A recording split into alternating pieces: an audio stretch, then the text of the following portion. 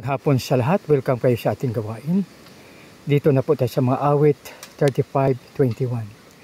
Aking babasahin. Ang paratang nila na isinisigaw, ang iyong ginawa ay aming namamasdan. Purihin nawa ang Diyos sa pagbasa ng kanyang salita, tayo manalangin.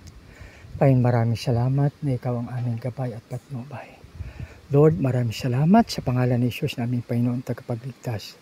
Amen and amen. So dito magkaibigan sa 21. Ang paratang nila na isigaw, ang iyong ginawa ay aming minamasdan. Magkaibigan, kahit ano pa po ang paratang laban sa atin, alalahanin po natin ng katotohanan ang siyang magpalaya laban sa atin. The truth shall set us free. Kaya hindi tayo dapat mag-worry. Kasi ang Diyos ay hindi natutulog. Ang batas ay patas.